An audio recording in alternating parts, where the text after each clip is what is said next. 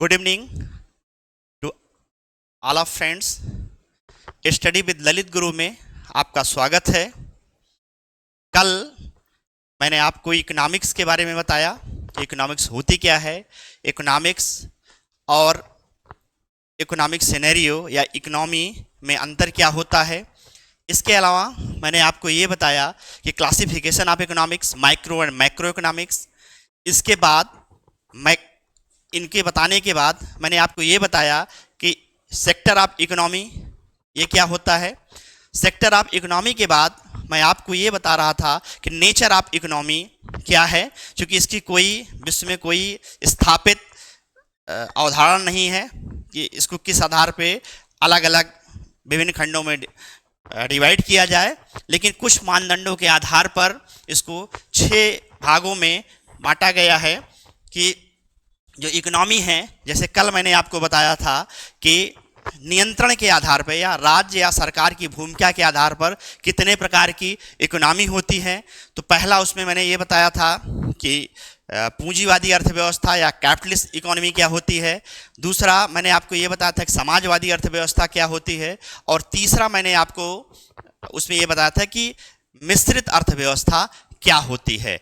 आज अब आपको हम दूसरा बताएंगे कि नेचर ऑफ जो इकोनॉमी है या अर्थव्यवस्था का जो स्वरूप है कि उसको दूसरे आधार पर कैसे हम डिवाइड कर रहे हैं। तो दूसरा है कि विकास की विभिन्न अवधारणाओं के आधार पर, विकास की विभिन्न अवस्थाओं के आधार पर,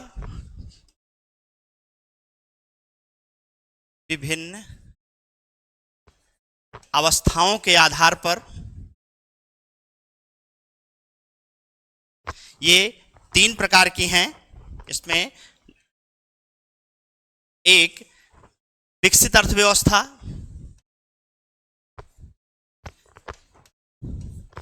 विकसित अर्थव्यवस्था या इसको कह लीजिए डेवलप्ड इकोनॉमी। दूसरा अल्प विकसित अर्थव्यवस्था, अंडर डेवलप्ड इकोनॉमी। और तीसरा विकासशील अर्थव्यवस्था, विकासशील अर्थव्यवस्था या डेवलपिंग इकोनॉमी। अब एक एक करके आपको हम क्लियर करेंगे। जो विकसित अर्थव्यवस्था है कि विकसित अर्थव्यवस्था होती क्या है। विकसित उन देशों को या उन क्षेत्रों को कहा जाता है जहां उत्पादन के तीनों संसाधन वो प्राकृतिक, मानवीय और भौतिक उपलब्ध हों, उनका प्रचुर मात्रा में उपयोग होता हो। विकसित अर्थव्यवस्था से यहाँ कहने का आशय ये है कि जिन देशों में आर्थिक विकास और आर्थिक समृद्धि की दर उच्च होती है, इसके साथ साथ पर कैपिटा इनकम उच्च होता है। पर कैपिटा इनकम के साथ साथ उत्पादन, उपभोग का स्तर उच्च होता है, निवेश भी उच्च होता है। निवेश के साथ साथ पूंजी निर्माण की दर और बचत की दर भी उच्च होती है। यहाँ पर अगर आप देखेंगे जो जनसंख्या की वृद्धि दर है वो कम होती है। यहाँ पर होता क्या है, जो विकसित अर्थव्यवस्थाएं हैं, विकसित अर्थव्यवस्था का जो उदाहरण है सारे यूरोपियन कंट्री या यूएसए। अगर एशिया में आएंगे तो जापान, सिंगापुर, ये आपके विकसित अर्थव्यवस्था की श्रेणी में आती हैं। एक्चुअली इनके जो संसाधन हैं उनका पूर्ण रूप से विदोहन हो जाता है। अब इनको नए संसाधनों की तलाश है, नए मार्केट की तलाश है। विकसित अर्थव्यवस्था में मेन चीज इनका यही होता है। और विकसित अर्थव्यवस्था में जो प्राथमिक सेक्टर है यानी कि जो प्राइमरी सेक्टर है उनका जीडीपी में उनके कंट्रीब्यूशन कम होता है और सेकेंडरी और टर्सरी सेक्टर का कंट्रीब्यूशन ज़्यादा होता है। और विकसित अर्थव्यवस्था जो है ये निर्मित नहीं, विनिर्मित वस्तुओं का एक्सपोर्ट करती हैं। इसमें एक चीज़ और है कि जो वर्ल्ड बैंक है, वर्ल्ड बैंक ये डिसाइड करता है या आपका जो विश्व बैंक है कि कुछ वो अर्थव्यवस्थाएं विकसित अर्थव्यवस्था की श्रेणी में आएंगी जिनकी कुल प्रति व्यक्ति सकल राष्ट्रीय आय $12,695, $12,695 यानी डॉलर बोले तो अमेरिकी डॉलर जो है वो इससे अगर अधिक है तो वो विकसित अर्थव्यवस्था की श्रेणी में आएंगी। दरअसल यहाँ पर जो विश्व बैंक अपनी रिपोर्ट जारी करता है 1 जुलाई को प्रतिवर्ष जारी करता है, और पिछले एक साल के पहले का जो समय होता है उसके आधार पर, उसके प्रति व्यक्ति सकल राष्ट्रीय आय के आधार पर वह हर साल जुलाई में अपनी रिपोर्ट जो है जारी करता है। ये आपके जो विकसित अर्थव्यवस्था हैं, विशेष करके जो वर्ल्ड बैंक जारी करता है, वर्ल्ड बैंक का ये फैक्चुअल इंफॉर्मेशन है, इसका मुख्यालय वाशिंगटन में है, वाशिंगटन अर्थात यूएसए। अब जो दूसरी अर्थव्यवस्था है विकास की विभिन्न अवस्थाओं के आधार पर, वो है अल्प विकसित अर्थव्यवस्था, यानी कि अंडर डेवलप्ड इकोनॉमी। यहाँ पर क्या है, जो विकास है वो प्रारंभिक चरण में है।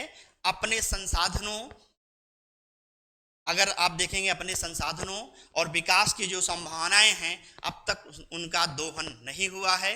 कहने का आशय ये है कि अपनी बुनियादी आवश्यकताओं के लिए ये जो अल्प विकसित राष्ट्र इकोनॉमी के राष्ट्र हैं, ये दूसरे के ऊपर, दूसरी कंट्री के ऊपर, दूसरे ऑर्गेनाइजेशन के ऊपर ये डिपेंड रहते हैं, और इनके जीडीपी में कृषि क्षेत्र का योगदान मैक्सिमम होता है। इनका प्रति व्यक्ति आय, राष्ट्रीय आय कम होता है। इनका आर्थिक और सामाजिक जो डेवलपमेंट है वो लो होता है। इनके यहाँ अशिक्षा, बेरोजगारी हाई लेवल पे होती है। जनसंख्या की वृद्धि दर मैक्सिमम होती है। ये अल्प विकसित राष्ट्रों की पहचान है। इसके साथ साथ पूंजी निर्माण की दर, बचत की दर, निवेश की दर जो अल्प विकसित या अंडर डेवलप्ड इकोनॉमी है यहाँ पर कम पाई जाती है। अंडर डेवलप्ड कंट्री का उदाहरण आप लेंगे तो अफ्रीकन कंट्री इसमें सब आएंगे। अफ्रीकन, ज़्यादातर अफ्रीकन कंट्री वो अंडर डेवलप्ड इकोनॉमी में आएंगे। तीसरा है आपका विकासशील या डेवलपिंग इकोनॉमी। इनके साथ क्या है कि ऐसा लगता है कि जो तीसरी प्रकार की जो विकासशील या डेवलपिंग इकोनॉमी है, यहाँ लगता है कि इंडस्ट्रियलाइजेशन देर से शुरू हुआ। यहाँ पर अल्प विकसित जो अर्थव्यवस्था है उसके सारे लगभग गुण मौजूद होते हैं। जनसंख्या वृद्धि दर में काफ़ी तेजी, प्रति व्यक्ति आय, राष्ट्रीय आय में कमी, पूंजी निर्माण, निवेश में कमी, ये सारे कैरेक्टर्स जो हैं अल्प विकसित के वो इनमें मौजूद होते हैं। लेकिन विकास की संभावनाएं जो डेवलपिंग इकोनॉमी हैं इनमें देखने को मिलती है। ये आपका जो है विकास की विभिन्न अवस्थाओं के आधार पर नेचर ऑफ इकोनॉमी के बारे में मैंने आपको बताया। अब जो तीसरा है, पहला आपका हुआ कि नियंत्रण के आधार पर, नियंत्रण के आधार पर इनमें राज्य एवं सरकार की भूमिका के आधार पर मैंने आपको एक्सप्लेन किया था कि पूंजीवादी अर्थव्यवस्था और समाजवादी अर्थव्यवस्था। तीसरा है मिश्रित अर्थव्यवस्था, ठीक है। दूसरा विकास के विभिन्न अवस्थाओं के आधार पर 3 प्रकार की हैं। और इसमें तीसरा जो है अगर हम आपको बताएंगे तो तीसरा जो है वो कि विभिन्न क्षेत्रों की भूमिका के आधार पर जो अर्थव्यवस्था का वर्गीकरण किया जाता है, तो विभिन्न क्षेत्रों की भूमिका। तीसरा जो है विभिन्न क्षेत्रों की भूमिका के आधार पर, तो विभिन्न क्षेत्रों की भूमिका के आधार पर जो अर्थव्यवस्थाएं होंगी, पहली होगी कृषक अर्थव्यवस्था,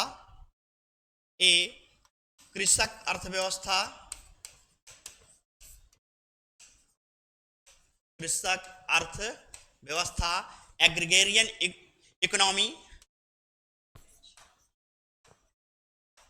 एग्रेरियन इकोनॉमी। एग्रेरियन इकोनॉमी में क्या होता है कि ऐसी अर्थव्यवस्था जिनके जीडीपी में कृषि क्षेत्र का योगदान 50% या 50% से अधिक हो। ऐसी अर्थव्यवस्था जिनके किसी देश या किसी अर्थव्यवस्था में जीडीपी में अगर आप देखेंगे तो कृषि क्षेत्र या उससे संबंधित क्षेत्र का योगदान 50% से अधिक हो, और इसी के साथ साथ 50% से अधिक लोग आजीविका के लिए अगर कृषि क्षेत्र पर निर्भर हैं तो वह आपका कृषक अर्थव्यवस्था कहलाएगी। आज़ादी के समय अगर आप देखेंगे 1950-51 में, तो उस समय के जीडीपी में जो भारत की जो अर्थव्यवस्था थी उस समय कृषक क्षेत्र का जो जीडीपी में कंट्रीब्यूशन था 1950-51 में वह करीब 55.1% के आसपास था। लेकिन अगर आज के समय में, आज के सिनेरियो में देखेंगे आप 2021 और 22 में, तो एग्रीकल्चर 21 और 22 में 21 और 22 में देखेंगे तो जीडीपी में एग्रीकल्चर का इस समय कंट्रीब्यूशन लगभग 21% के आसपास है।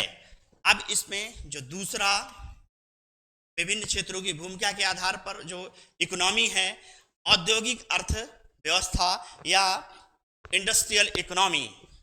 दूसरा है बी, औद्योगिक अर्थव्यवस्था।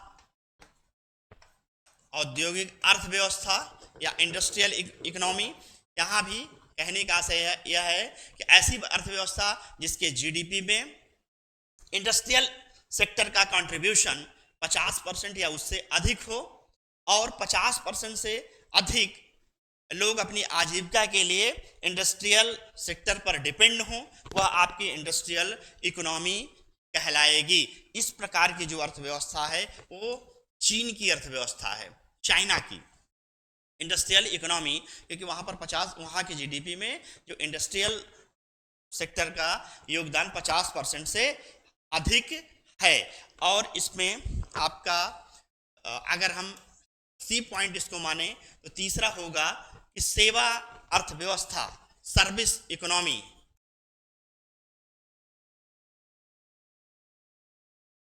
सर्विस इकोनॉमी में आप देखेंगे कि ऐसी अर्थव्यवस्था जिसके जीडीपी में सर्विस सेक्टर का 50% कंट्रीब्यूशन हो या उससे अधिक, या लोग अपनी आजीविका के लिए 50% या उससे अधिक लोग अपनी आजीविका के लिए सर्विस सेक्टर पर डिपेंड हों। आज के समय में अगर आप डेटा देखेंगे तो इंडिया में विशेष करके इंडिया के जीडीपी में जो सर्विस सेक्टर का योगदान है वह 50% से अधिक है 2021 और 22 के अनुसार। और दूसरी चीज, जैसे इंडस्ट्रियल जो एरिया है, इंडस्ट्रियल सेक्टर का इंडिया के जो जीडीपी में योगदान है, इंडिया के जीडीपी में योगदान वो करीब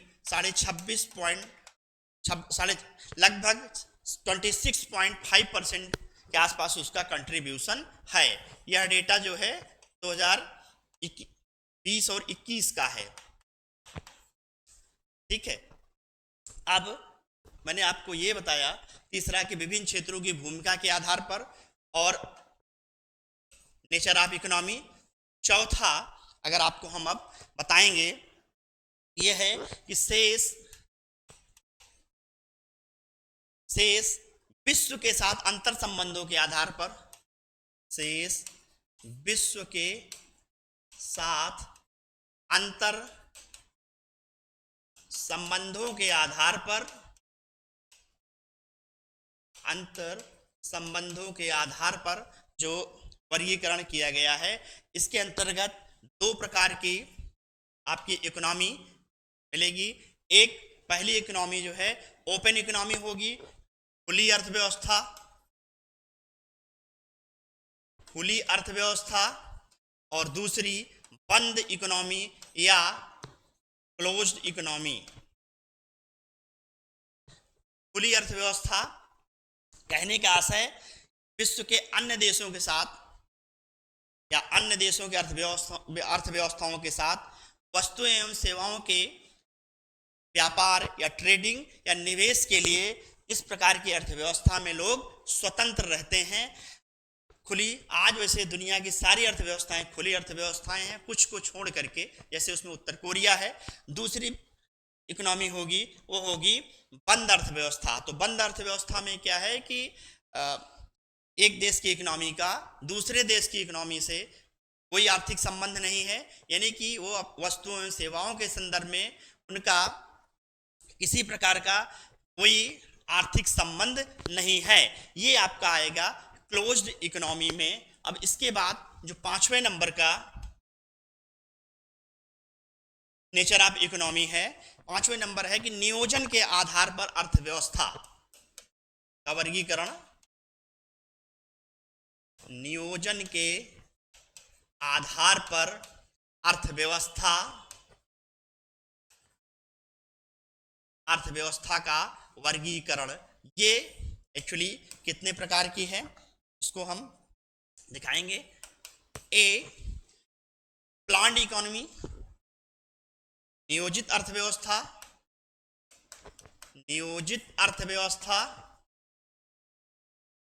या प्लान्ड इकोनॉमी, और इसके साथ साथ इसमें दूसरा है अनप्लान्ड इकोनॉमी या गैर नियोजित अर्थव्यवस्था।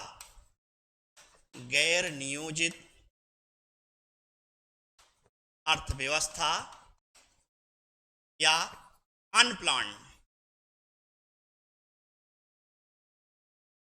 अनप्लान्ड इकोनॉमी, और ये जो है प्लान्ड इकोनॉमी है। प्लान्ड इकोनॉमी है।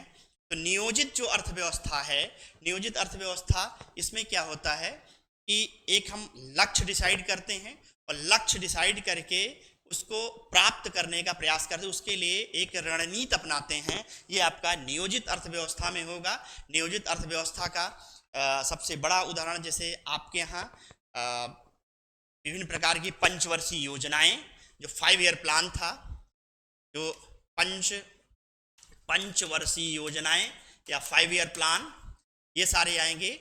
और आज के समय में जो नीति आयोग का कि 15 वर्षीय विजन, 7 वर्षीय रणनीति और 3 वर्षीय जो एक्शन एजेंडा है, ये नियोजित इकोनॉमी के ही अंतर्गत आएगा। और गैर जो नियोजित इकोनॉमी है, इसमें क्या होगा कि इसमें ना तो कोई लक्ष्य डिसाइड किया जाता है और ना ही इसके लिए कोई हम रणनीति को अपनाते हैं।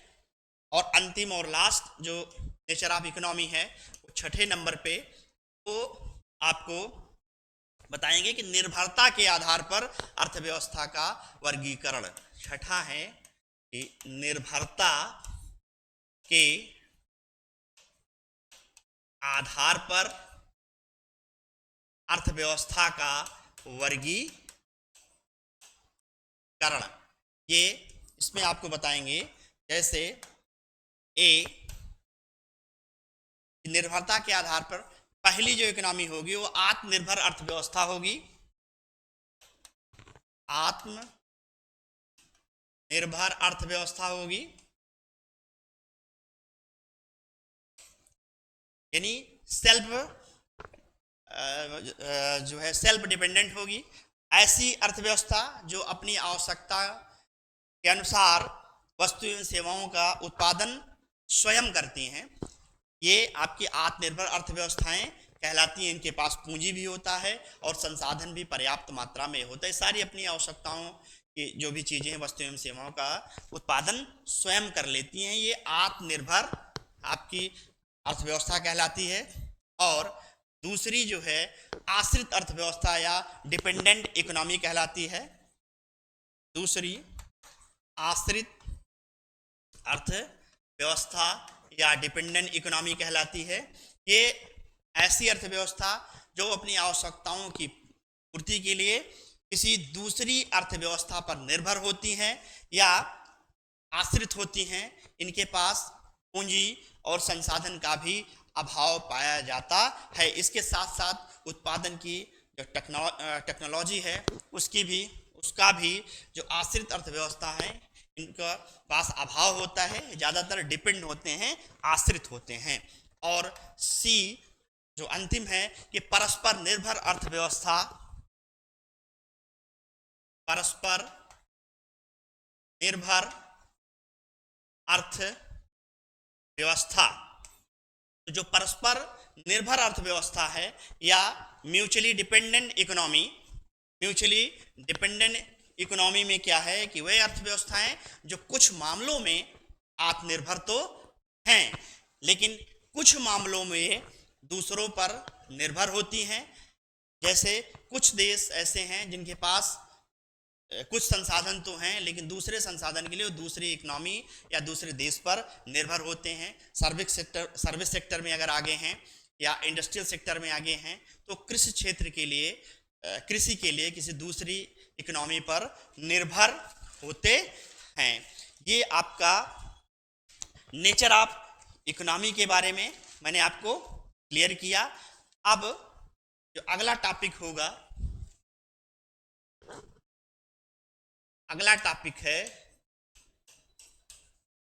चक्रीय अर्थव्यवस्था या सर्कुलर इकोनॉमी। ये हमारा नेक्स्ट टॉपिक है। इसमें क्या है कि जो चक्रीय अर्थव्यवस्था है, संसाधनों का दक्षतम इसमें उपयोग किया जाता है।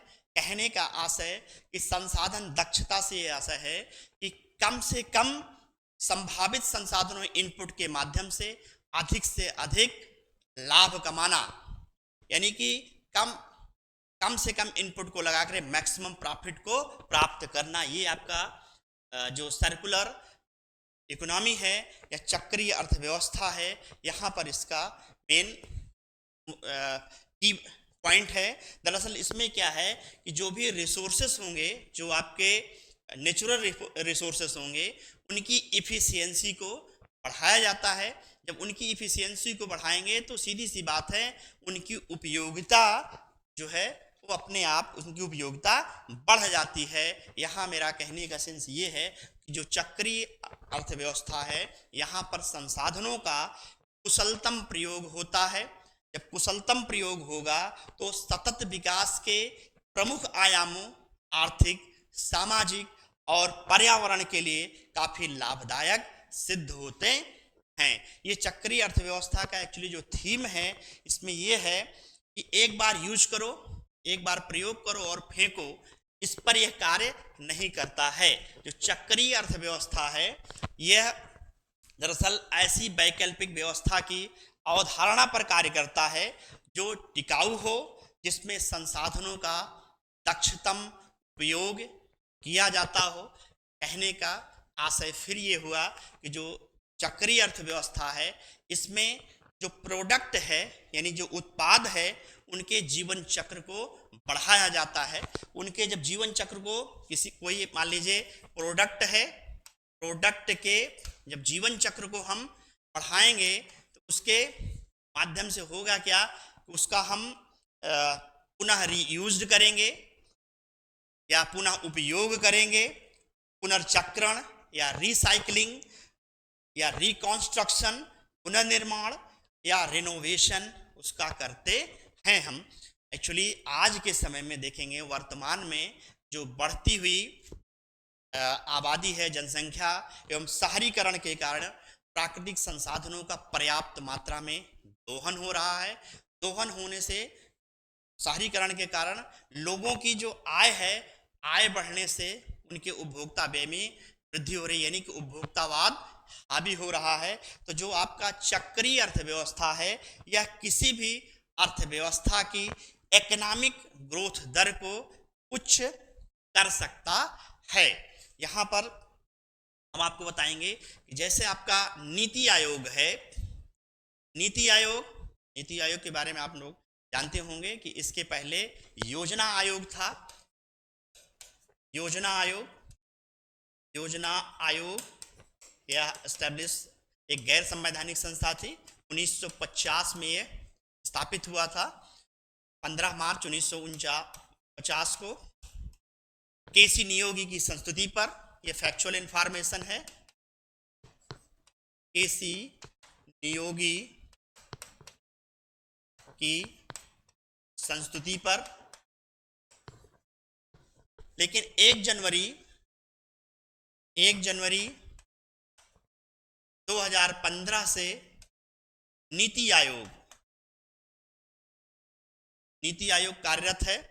नीति आयोग यानी कि इसका पूरा नाम जो है national institution for transforming India. तो जो नीति आयोग है अब इस समय वर्तमान में नीति आयोग रन कर रहा है। तो नीति आयोग के सीईओ अमिताभ कांत जी ने कहा जो चक्रीय अर्थव्यवस्था है, अगर हम चक्रीय अर्थव्यवस्था के अनुसार अगर हम काम करेंगे तो अगले 5 से 7 वर्षों में करीब 1.5 करोड़ के आसपास नौकरियों का सृजन होगा। आपसे इसमें करंट में क्या चीजें पूछी जा सकती हैं, जैसे नीति आयोग इसमें उपाध्यक्ष कौन है? पहले उपाध्यक्ष अरविंद पनगाड़िया जी थे और वर्तमान में डॉक्टर सुमन बेरी हैं। डॉक्टर सुमन बेरी। और इस नीति आयोग के जो सीईओ हैं वो इस समय प्रेजेंट टाइम में वर्तमान में वीवीआर सुब्रमण्यम हैं।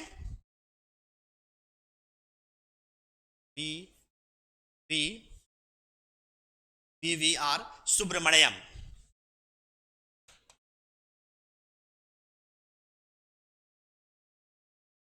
वीवीआर सुब्रमण्यम हैं।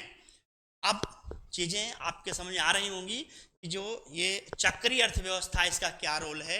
एक्चुअली क्या होता है, जो प्रोडक्ट है उस प्रोडक्ट को ये जो है एक तरह से उनके जीवन चक्र को बढ़ा देते हैं। कैसे? रीयूज करके, रिसाइकिल करके, ठीक है, रेनोवेशन करके, इसके माध्यम से प्रोडक्ट के जीवन चक्र को ये बढ़ाते हैं। अब नेक्स्ट टॉपिक आपका जो होगा वह है गिग इकोनॉमी या गिग अर्थव्यवस्था।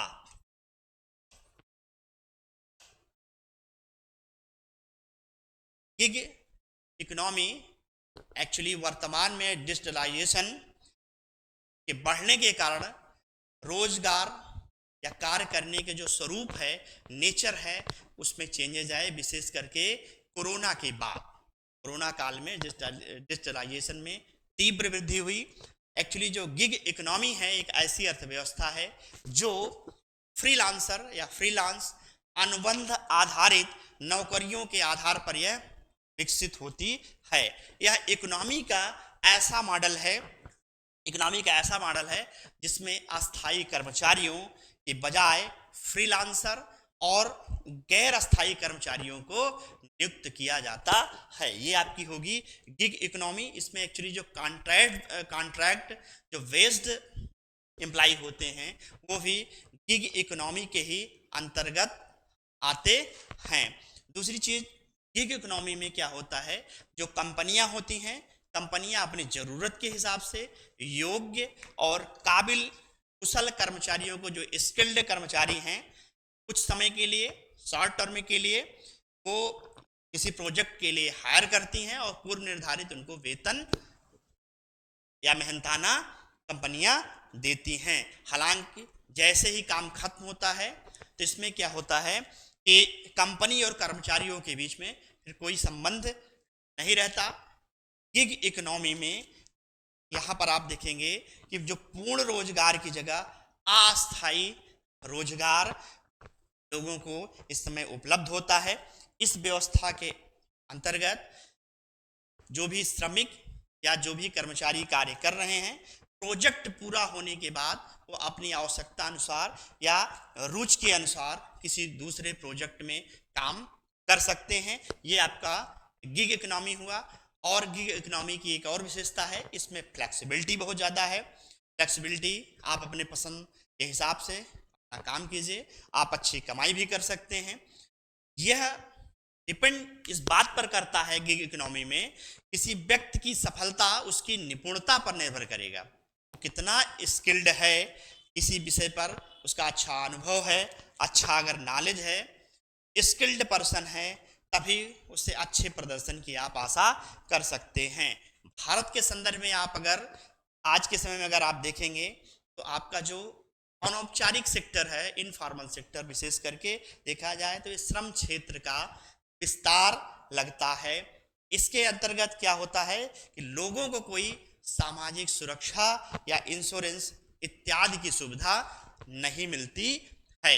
अब गिग इकोनॉमी के बारे में इसका बताएंगे कि गिग इकोनॉमी के उदय का कारण क्या था। इसका कारण यह था कि नंबर एक, इसका सबसे पहला कारण जो है कि भारत में तेजी से बढ़ता हुआ डिजिटलीकरण गिग इकोनॉमी के उदय का सबसे बड़ा कारण था। गिग इकोनॉमी के चलन से देश में डिजिटल संचार अगर आप देखेंगे उसमें तेजी से विकास हुआ। जब डिजिटल संचार में तेजी से विकास हुआ, इसमें काम करने की फ्लेक्सिबिलिटी है और कोई भौतिक बाधा भी नहीं है, कहीं से आप काम कर सकते हैं। इसका सबसे बड़ा उदाहरण आजकल जो है वर्क फ्रॉम होम है। लोग घर पर बैठ करके एक साथ कई जगहों पर आप काम कर सकते हैं। और इसका दूसरा कारण जो है, पहला कारण ये है कि तेजी से डिजिटलीकरण हो रहा है। दूसरा जो अहम कारण है कि कंपनियों के जो ऑपरेशनल लागत है उसमें जो है गिग इकोनॉमी से काफ़ी कमी आ जाती है, क्योंकि इसमें कंपनियों कर्मचारियों के पेंशन या अन्य सामाजिक सुरक्षा के लिए बाध्य नहीं होना पड़ता है। दूसरा कारण। तीसरा कारण जो है ये है कि गिग इकोनॉमी के अंतर्गत जो श्रमिकों या पेशेवर्स को इसमें बहुत सारी फ्लेक्सिबिलिटी उपलब्ध होती है। इससे पेशेवर और श्रमिक बार बार अपनी नौकरी बदल भी सकते हैं। ये इसका सबसे बड़ा जो और कारण है। और इसके अलावा आप देखेंगे कि चौथा कारण जो है इधर बीच क्या है, जो औपचारिक क्षेत्र है, औपचारिक क्षेत्र में नौकरियों की संख्या में काफ़ी कमी हो रही है।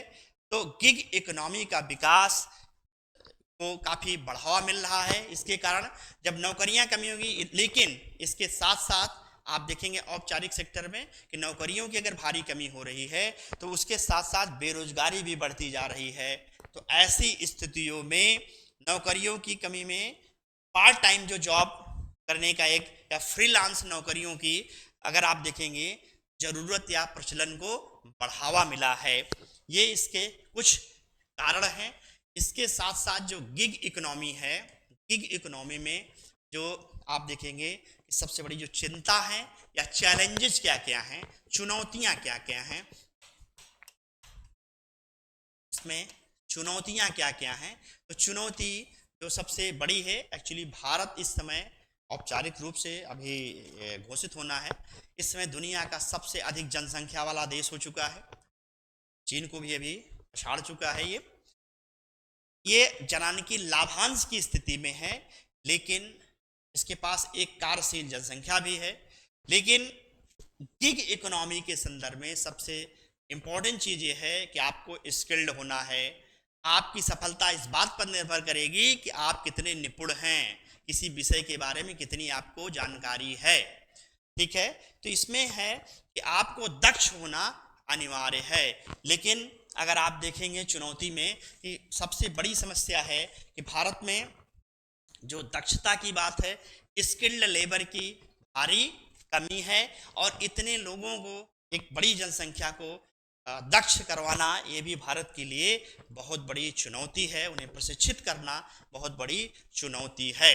दूसरा जो सबसे बड़ी जो चुनौती है या चिंता है गिग इकोनॉमी के संदर्भ में, इसमें क्या है कि देश में अब अगर आप देखेंगे जो मौजूदा श्रम कानून है वह गिग इकोनॉमी को अपने दायरे में नहीं ले पा रहा है। विशेष करके आप देखेंगे कि जो गिग इकोनॉमी से संबंधित जो कर्मचारी हैं, कर्मचारियों के जो अधिकारों से संबंधित जैसे बोनस, बीमा, मातृत्व लाभ या सेक्सुअल हरेसमेंट आप देखेंगे ये जो है आपके श्रम कानून की पकड़ में नहीं आ पा रहा है। ये चुनौती हुई। और अगर आप फिर देखेंगे कि तीसरी चुनौती क्या है, इसमें जो है कि रोजगार जो प्रदाता है या रोजगार प्रोवाइडर है वो जॉब सुरक्षा या सामाजिक सुरक्षा से जुड़े लाभ नहीं देता है। ये तीसरी चुनौती हुई। और अगर आप चौथी चुनौती देखेंगे कि गिग इकोनॉमी के अंतर्गत अस्थायी जॉब या टेम्पररी जो जॉब हैं, कार्य करने के लिए कोई निश्चित वेतन अनुमानित नहीं है, उसकी कोई सैलरी फिक्स नहीं है, यानी कि जो मेहनताने हैं उसमें फ्लक्चुएशंस होते रहते हैं, जिससे कर्मचारियों को वित्तीय परेशानियों से सामना उनको करना पड़ता है, यानी कि वित्तीय समस्याएं आती हैं। अगर फिर देखेंगे आप अगला जो 5वें नंबर की जो चुनौती है गिग इकोनॉमी से, तो 5वें नंबर की जो गिग इकोनॉमी है इसमें क्या है कि अस्थायी और असंगठित रोजगार को बढ़ावा मिल रहा है, यानी कि जो टेम्परेली औपचारिक नहीं अस्थायी मिल रहा है, टेम्पररी असंगठित रोजगार को बढ़ावा मिल रहा है। इसके कारण क्या हो रहा है कि जो नियमित काम या इसमें रोजगार की कोई गारंटी नहीं है, अस्थायी काम तो है नहीं।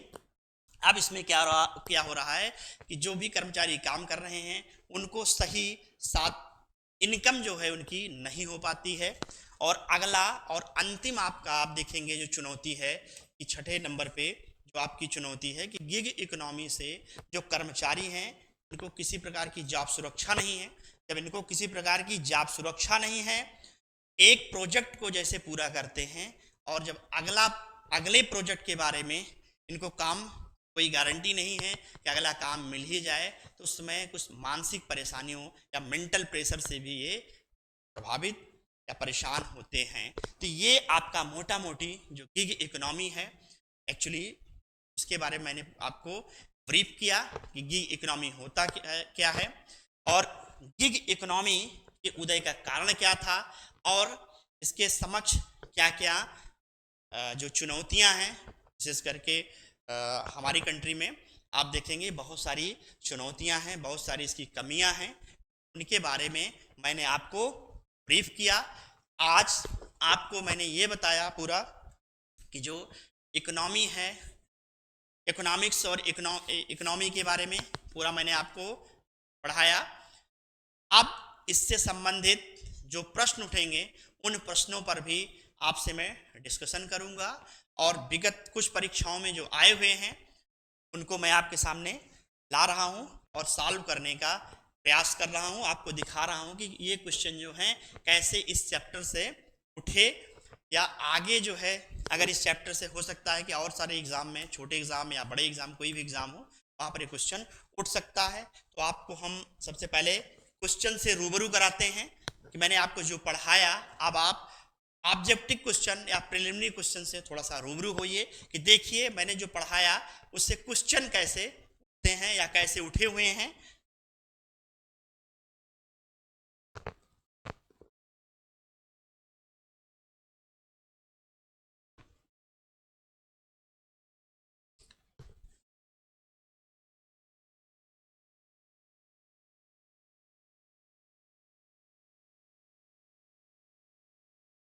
देखिए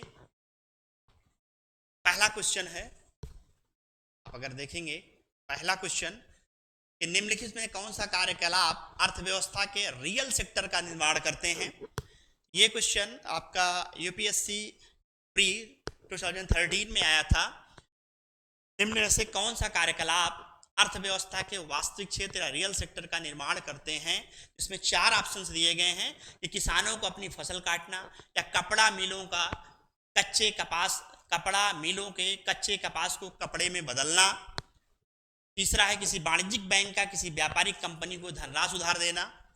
चौथा है किसी कारपोरेट निकाय का विदेशों में रुपया अंकित मूल्य के बॉन्ड जारी करना। तो इसमें जो इसका आंसर होगा कि रियल सेक्टर में वो आएंगे किसानों को अपनी फसलें काटना और कपड़ा मिलों का कच्चे कपास को कपड़े में बदलना, ये आपके रियल सेक्टर में आएंगे।